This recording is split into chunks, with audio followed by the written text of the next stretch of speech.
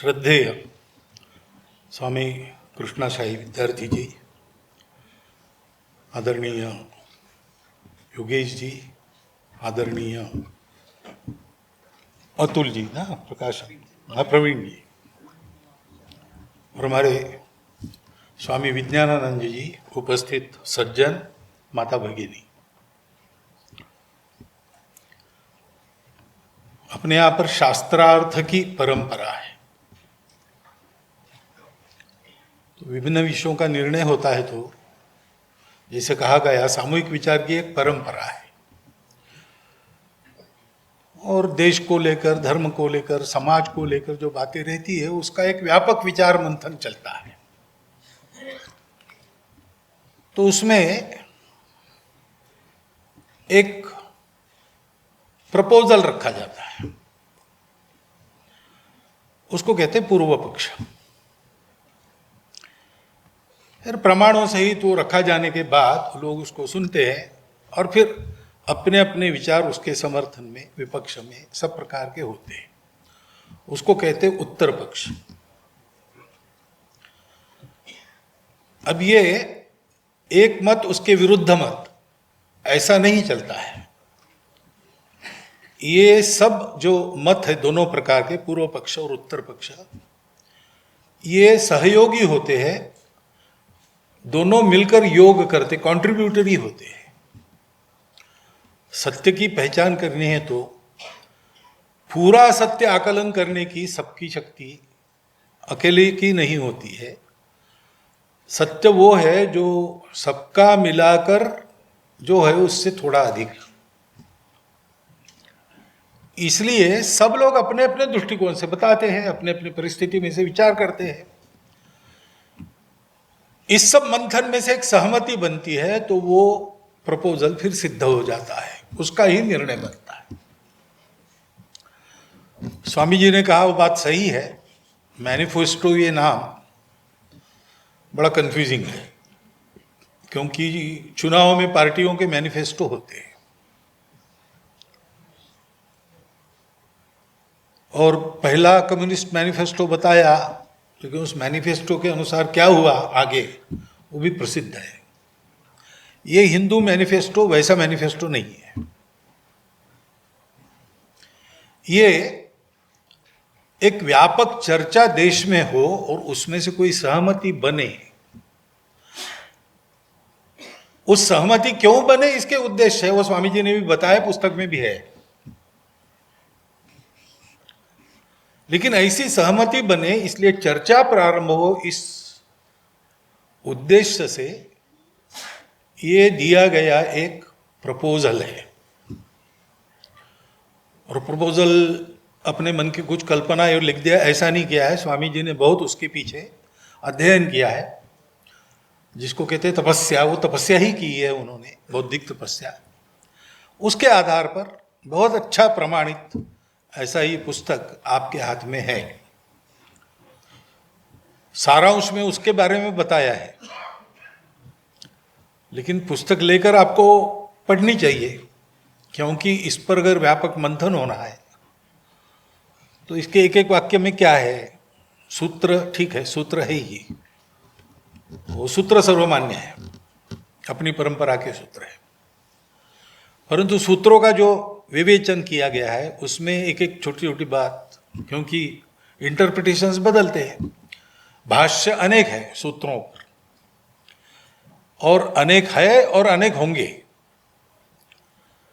तो वर्तमान काल में भी उसके अनेक भाष्य हो सकते हैं, और सबका मिलकर जो सहमति बनती है वो फिर निर्णय की तरफ आगे बढ़ने के लिए योग्य हो जाती है। ऐसा है पुस्तक है।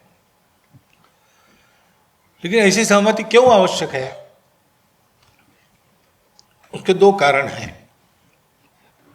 पहला कारण है कि विश्व को आज एक नया रास्ता चाहिए।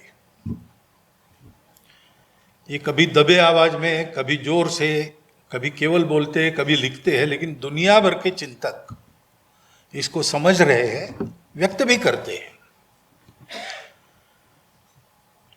क्योंकि जो प्रयोग हुए पिछले 2000 वर्षों में अनेक प्रकार के और मूल विचार के आधार पर, अपनी चालू भाषा में कहना है तो आस्तिक विचार, नास्तिक विचार, जड़वादी विचार, आध्यात्मिक विचार, ये जो प्रयोग हुए वो प्रयोग अयशस्वी हुए। उसमें कुछ तो लाभ हुआ है, लेकिन जिस सुख की आशा में ये प्रयोग है, सुख के लिए ही सब काम करते हैं, सारी जड़ चेतन सृष्टि सुख के पीछे है,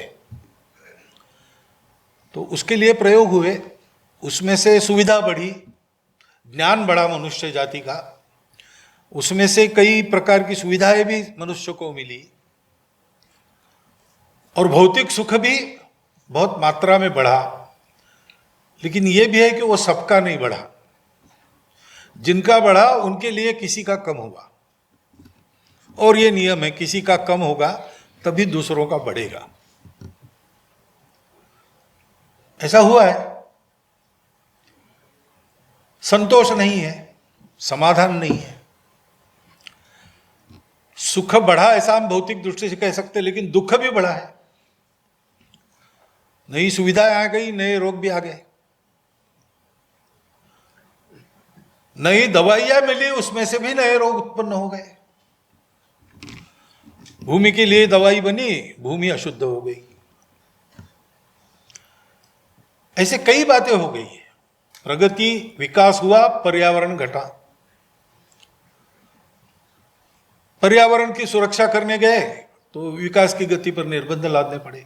ऐसी कई बातें हैं, और इसलिए विश्व सोचता है कि हमने दो रास्तों का विचार किया, उस पर चलकर देखा, दो प्रकार के, दो दिशाओं का। एक तो विश्व के पीछे जो सत्य है वो जड़ता है कि चेतनता है, दोनों पर चल के देखा। विश्व का घटक यानी विश्व में प्रमुख कौन है, मनुष्य है कि समूह है, दोनों पर चल के देखा। से हर बात में दोनों प्रकार के उपलब्ध पर्यायों में हमने चल के देखा, कुछ नहीं हुआ। तीसरा चाहिए, वो हमारे पास नहीं है, वो भारत के पास है।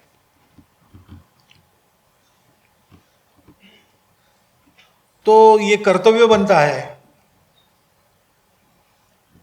विश्व की मनुष्यता के लिए एक नया रास्ता देने का काम, ये भारत का कर्तव्य बनता है। वैसे भी कर्तव्य है, ईश्वर प्रदत्त कर्तव्य है, क्योंकि ये जो सारे प्रयोग हुए उसमें जो अच्छा है वो रखकर, उसकी त्रुटियां सुधार कर एक पूर्ण पर्याय देना है, तो उसके लिए आवश्यक जो पूर्णता देने वाली दृष्टि है वो केवल भारत के पास है, परंपरा से।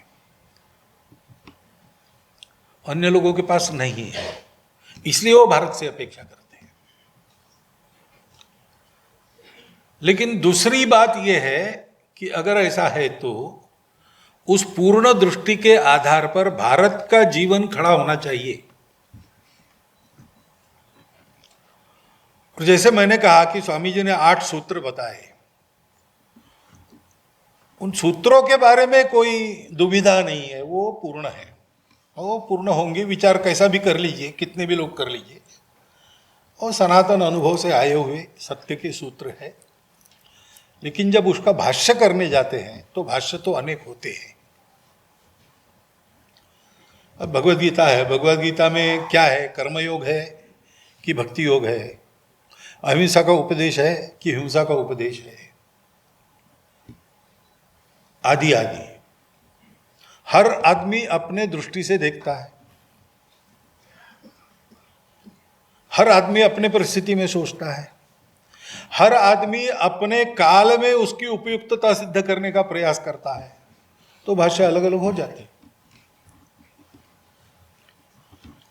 हमारे यहां स्थिति यह है कि जो हमारा पारंपरिक विचार धन है, जो मूल विचार है, उस पर कोई देशकाल परिस्थिति सुसंगत भाष्य पिछले कम से कम 1200-1500 वर्षों से नहीं हुआ। हमारे यहाँ व्यवस्था थी, शास्त्र होता है, ये शास्त्र है, साइंस अपनी तरह का एक साइंस है। प्रत्यक्ष प्रयोग करके जो हाथ में लगता है उसके आधार पर वो रिकमेंडेशंस होते हैं, उसको कहते हैं शास्त्र। लेकिन लोग अपनी सुविधा देखते हैं। सामान्य आदमी शास्त्रीय दृष्टि से नहीं चलता, अशास्त्रीय दृष्टि से चलता ऐसा भी नहीं है। लेकिन जो शास्त्र उसके पास आता है वो अपनी सुविधा का बना लेता है, ये उसका स्वभाव है। ये दुनिया भर में सर्वत्र है, केवल अपने यहाँ ऐसा नहीं है, ये लोक का स्वभाव है।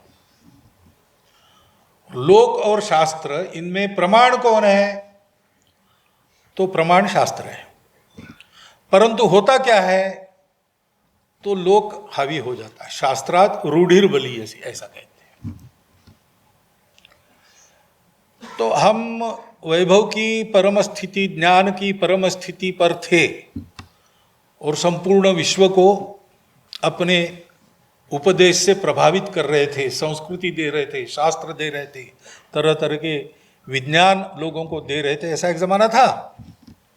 मेक्सिको से साइबेरिया तक हम थे ना, हमारा प्रभाव था। हमने किसी को जीता नहीं वगैरह वगैरह।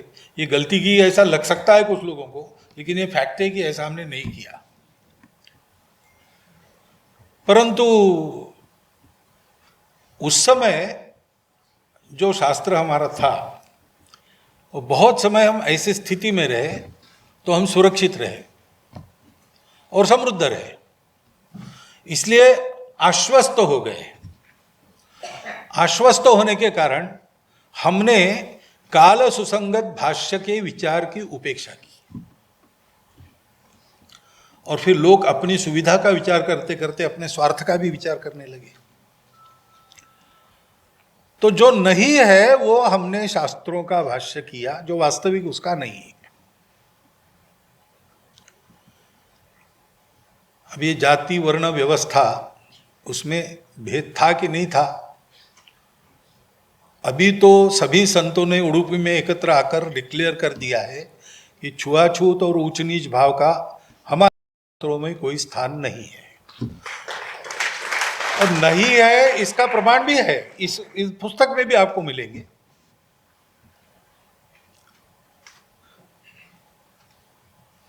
वज्र सूची नाम का जो ग्रंथ है, अशोक घोष का है शायद, उसमें सब अपने सनातन शास्त्र, वेदों सहित वेद, महाभारत, रामायण, इसके प्रमाण देकर कहा है कि ये गलत है। लेकिन समाज में किसी की सुविधा होगी ऐसा चलने में, किसी का स्वार्थ होगा और बोध चला गया क्योंकि शास्त्रों की उपेक्षा की गई। तो ये जो बोध है वो बोध हम भूल गए और फिर हमने उस उच्च नीचता की प्रथा का बचाव किया शास्त्रों का आधार देके। आज जैसा स्वामी जी ने ये बताया है कि भेद नहीं है, हो नहीं सकता, क्योंकि भेद की कल्पना ही नहीं है हमारी। ये जैसा अपने शास्त्रों का आधार देके बताया, वैसा शास्त्रों का आधार देके भेदों का बचाव हमने किया है।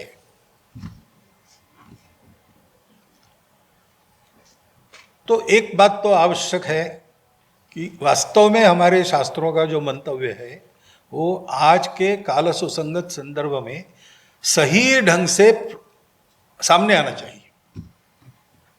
ये पुस्तक वो करेगी, इस पर चर्चा होगी, उसमें से वही आएगा। ये पूर्व पक्ष यही रखा गया है इस पुस्तक में कि हमारे पास भी अपना बहुत सोचा हुआ, सही समझा, अनुभव से पुनीत और पूर्णता से संपन्न ऐसा एक विचार है जो आज भी लागू हो सकता है।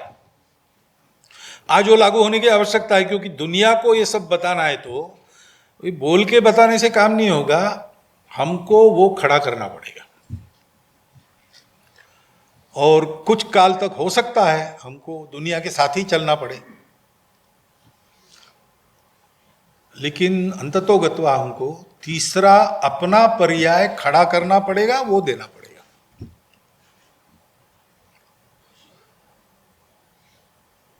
तो जैसे जब बोलते बोलते हम बोल जाते हैं कि हमारे भी कारपोरेट होने चाहिए, लेकिन हमारे कारपोरेट नहीं हो सकते। हमको कुछ शब्द खोजना पड़ेगा उसके लिए।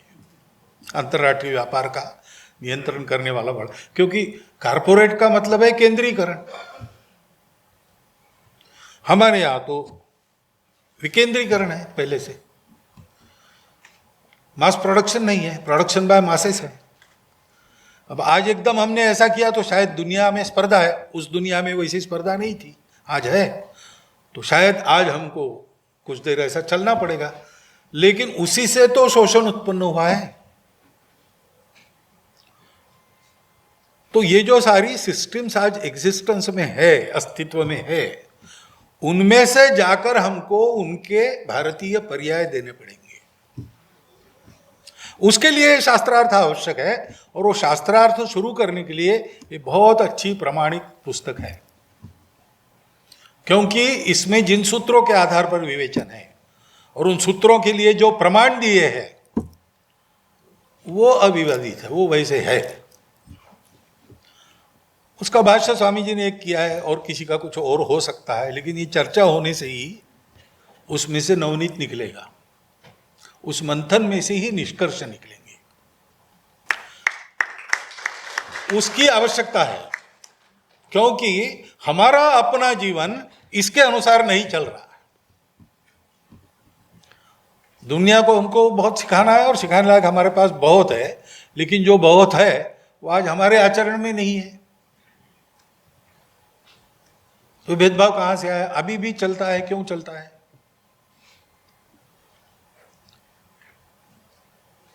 हमारे स्पष्ट उल्लेख है, अहिंसा ही हमारा स्वभाव है, हमारा मूल्य है अहिंसा। लेकिन हमारी अहिंसा लोगों को बदलने के लिए, लोगों को अहिंसक बनाने के लिए है। तो कुछ लोग तो बन जाएंगे हमारा उदाहरण देकर, लेकिन कुछ लोग नहीं बनेंगे, और इतने बगड़े रहेंगे, कुछ भी करो वो नहीं होंगे और उपद्रव करेंगे दुनिया का। तो इसके लिए क्या करना है? आपने बताया मुंबई में मैंने रावण का उल्लेख मैंने इसलिए कहा, मैंने कहा कि भाई हम तो किसी के दुश्मन नहीं है, द्वेष वगैरह हमारा स्वभाव नहीं है। तो रावण का भी जो वध हुआ वो रावण के अकल्याण के लिए नहीं हुआ, कल्याण के लिए हुआ। जब ये सिद्ध हुआ कि शिवभक्त रावण है, वेद ज्ञाता रावण है, उत्तम गवर्नेंस करने वाला रावण है, सब प्रकार का उसके पास अच्छा आदमी बनने के लिए जो जो चाहिए वो सब है, लेकिन उसने जिस शरीर और मन बुद्धि का स्वीकार किया है वो ऐसा है कि वो इस अच्छाई को उसके अंदर आने नहीं देगा, और कुछ भी करो उसमें अच्छाई भर नहीं सकते। अब उसको अच्छा बनना है तो एक ही उपाय है, उस शरीर मन बुद्धि को समाप्त करके वो दूसरे शरीर और मन बुद्धि को लेकर आ जाए। तो भगवान ने उसका संहार किया। अब उस संहार को हिंसा नहीं कहते, वो अहिंसा ही है। तो अहिंसा हमारा धर्म है, आतताइयों से मारना खाना, गुंडागर्दी वालों को सबक सिखाना, ये भी हमारा धर्म है।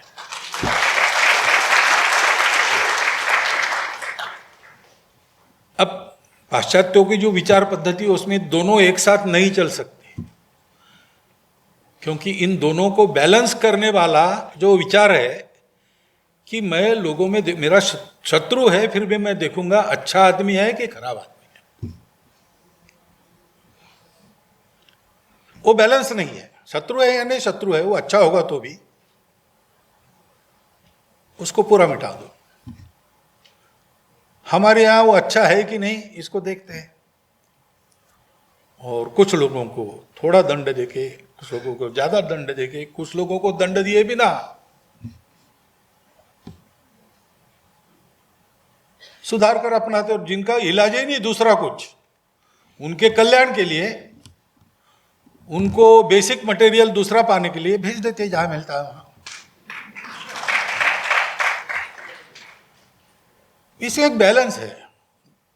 अभी हम कभी भी अपने पड़ोसियों की कोई अपमान, कोई हानि नहीं करते, लेकिन ऐसा हम रहते हैं तो भी अगर कोई उतर आए बुराई पर, तो वहां पर अब दूसरा इलाज क्या है? राजा का कर्तव्य है प्रजा की रक्षा करना, राजा अपना कर्तव्य करेगा। दोनों धर्म है। इसलिए गीता में अहिंसा का ही उपदेश है। अहिंसा का उपदेश इसलिए किया कि अर्जुन लड़े और मारे,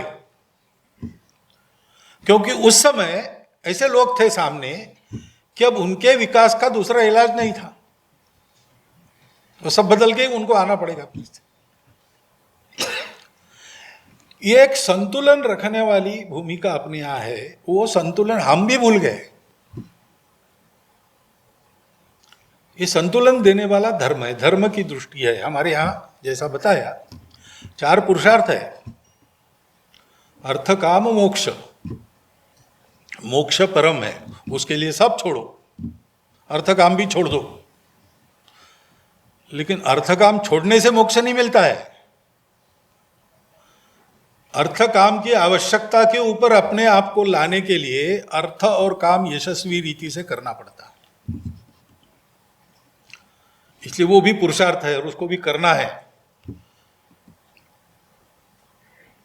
सामान्य पद्धति पहले ब्रह्मचर्य, फिर गृहस्थ, अर्थ और काम की उपासना करके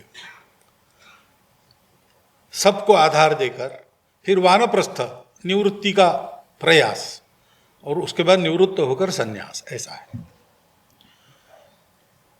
अब हम बिना इसके प्रचार निकले, स्वामी जी बना उसके संन्यास तो हुए, ये आपद धर्म है, अभी की स्थिति में करना पड़ता है, लेकिन ये नॉर्मल और रिकमेंडेड नहीं है, ये आपद धर्म है, इस परिस्थिति में कर्तव्य बनता है।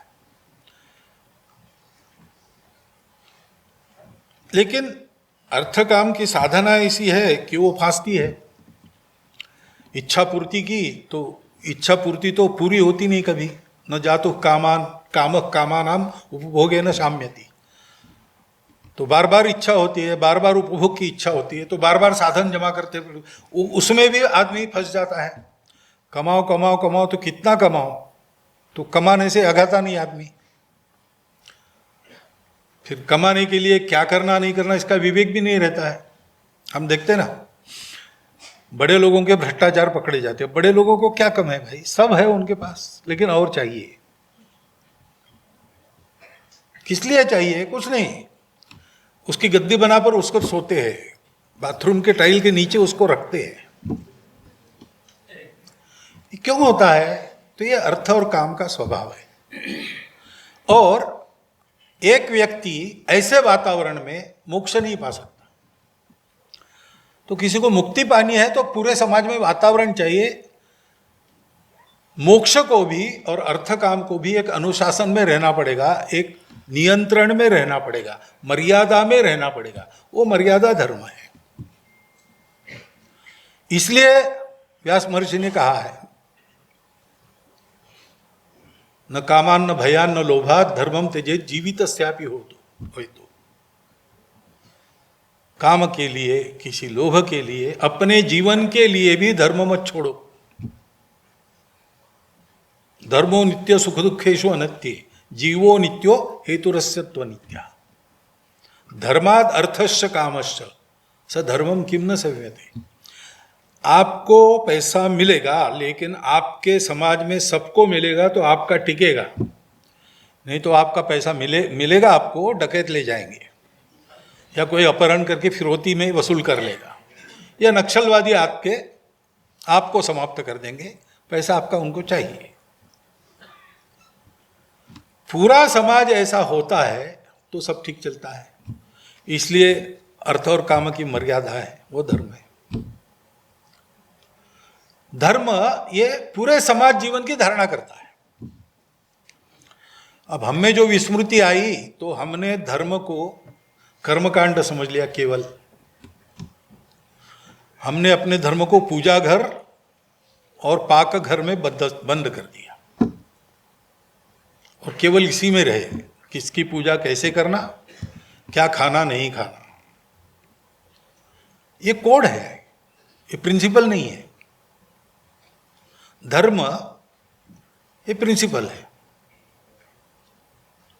वो शाश्वत धर्म है। उसी के चौखट में बाकी धर्म चाहिए। शाश्वत धर्म 4 बातों पर टिका रहता है: सत्य, करुणा, शुचिता, तपस।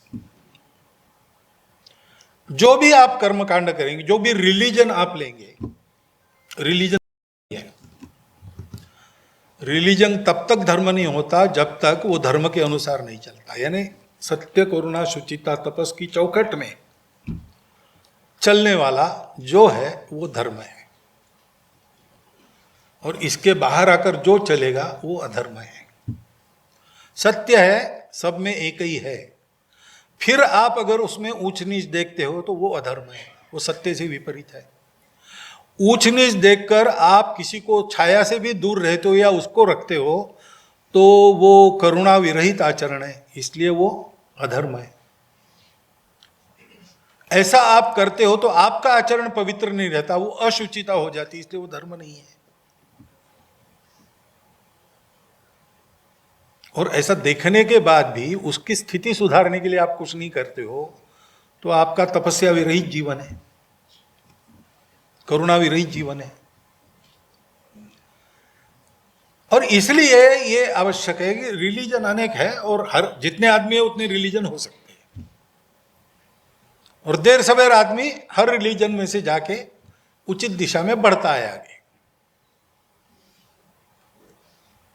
अपना अपना रास्ता अपने अपने लिए श्रेष्ठ होता है, सब रास्ते श्रेष्ठ होते हैं ऐसा मैं नहीं कहूँगा, लेकिन मेरा रास्ता मेरे लिए श्रेष्ठ ही है क्योंकि वही मेरे अनुरूप है। तो इसलिए जो मिला है उसमें ठीक रहना, लेकिन जो भी मेरा रास्ता है वो सब रास्तों का सम्मान करने वाला है, किसी को बदलने का प्रयास नहीं करता, और अपना रास्ता श्रेष्ठ है इसलिए उसके बचाव में हम प्राणार्पण भी करते हैं, ये होना चाहिए, इसमें कोई गलत बात नहीं है। लेकिन बाकी रास्तों के प्रति सहिष्णुता नहीं, केवल स्वीकार और सम्मान, वो भी उतना ही ठीक है। तुम चलो अपने रास्ते से, तुम पहुंचोगे। रमन महर्षि के बाद पॉल ब्रंटन आ गए, पॉल ब्रंटन उनके पास गए मिलने के लिए और उन्होंने कहा कि मैं हिंदू हो जाता हूं। रमन महर्षि ने कहा क्यों? तो लोग मुझे अच्छा आदमी बनना है। तो कहा तुम ईसाई हो, तुम ईसाई धर्म पर प्रामाणिकता से चलो तो तुमको वही मिल जाएगा, अच्छा आदमी होना। उसके लिए तुमको कोई परिवर्तन करने की आवश्यकता नहीं। कोई आदमी आके कहता है मैं बनने के लिए तैयार हूं, तो हमारा सनातन महर्षि उसको उपदेश क्या देता है, भाई तुमको जो मिला है उसमें ठीक रहो, उसी में तुम्हारा श्रेय है। यह दृष्टि चाहिए। गुरुदेव रानड़े हो गए, वो कहते थे कि there is a religion on top of every religion,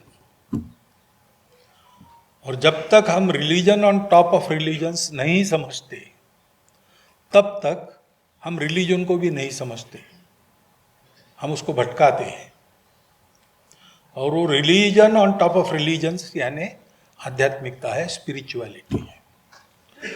वही दृष्टि सब बातों को पूर्ण करती है। तो इन सूत्रों का विचार शास्त्रार्थ बुद्धि से भी होगा, लेकिन आज भी सौभाग्य से अपने देश में जिनका वहां संबंध है, कम ज्यादा होगा लेकिन है, नित्य निरंतर वो सत्य के संपर्क में रहते हैं, ऐसे लोग उपलब्ध है। उनके पास भी ये पुस्तक जाएगी, उनकी पूर्ण दृष्टि से छन कर निकलेगी। ये सारी प्रक्रिया होगी तब हमको अपनी परंपरा के बारे में एक उत्तम निर्णय मिलेगा।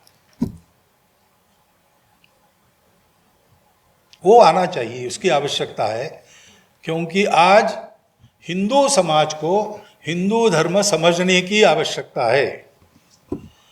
ये बात अपने हिंदू धर्म संस्कृति को, हिंदू समाज को विश्व के सामने ठीक नजरिए में पेश करने का एक उत्तम साधन है। सारे भौतिक जीवन का भी विचार करने के लिए एक नई वैचारिक दृष्टि सारे विश्व में देने का ये एक उत्तम साधन है। हम सब रिसर्च करने वाले लोगों के लिए उत्तम संदर्भ पुस्तक बनी है।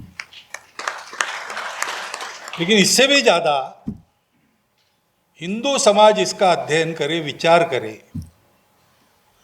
सोचने वाले लोग, ऐसे जो साक्षात्कारी लोग हैं वो इस पर अपना मत व्यक्त करें, तो हम लोगों को हमारी परंपरा शुद्ध स्वरूप में क्या है वो पता चलेगा और उसका एक काल सुसंगत रूप हम खड़ा कर सकेंगे। वो काल सुसंगत रूप लोग रखते हैं तो सामान्य लोगों के मन में शंका आती तो शास्त्र विरुद्ध हो जाएगा, तो पुस्तक बताएगी वो शास्त्र विरुद्ध नहीं है। शास्त्र में ये सूत्र है, उसका ये अर्थ है, ये प्रक्रिया होने के बाद उस अर्थ की मान्यता हो गई है। तो हिंदू कहीं भी हिंदू शास्त्र अस्पृश्यता नहीं बताता, ऊंच नीच नहीं बताता, ये काम हल्का वो काम बड़ा ऐसे नहीं सोचता। ये आत्मविश्वास पूर्वक सामान्य आदमी समझेगा और उस पर चलेगा। धर्म आचरण की बात है। हिंदू धर्म को पुस्तक की बात नहीं मानता, आचारात प्रभवो धर्म ऐसा कहता है। मुझे इस पुस्तक का सर्वाधिक महत्व इसमें लगता है कि योग्य आचरण करने के लिए एक तथ्यपूत, शास्त्रपूत और तपपूत, क्योंकि स्वामी जी ने तपस्या की है उसके लिए, ऐसी सामग्री हम सब लोगों के लिए मिलेगी। ये पुस्तक सभी शोधार्थी लोगों के लिए, अध्येताओं के लिए बहुत उपयुक्त पुस्तक है, लेकिन इतनी भी समझने में के लिए कठिन नहीं है कि सामान्य आदमी इसको न पढ़ सके और न समझ सके। इसलिए पुस्तक, यद्यपि बहुत सारी बातें सारांश में आपको आज पता चली पुस्तक के बारे में, आपको खरीद कर इसको पढ़ना चाहिए और खरीदवानी चाहिए सबसे, तो फिर इसका प्रचार प्रसार होगा, एक पुनर्विचार होगा, अपने जीवन की काल सुसंगत एक रचना सामने आएगी। उसके आधार पर विश्व को जिसकी आवश्यकता है वो बात देने की योग्यता हमारी खड़ी होगी। उसमें विश्व का भला होगा ही, जो करा लेना चाहेगा उसका होगा, नहीं उसका नहीं होगा, लेकिन अपने समाज का, अपने देश का तो निश्चित रूप से भला होगा। और इसलिए इस पुस्तक को अध्ययन आप करिए, खरीद कर अध्ययन करवाइए। इसका बहुत व्यापक प्रचार प्रसार होने की आवश्यकता है।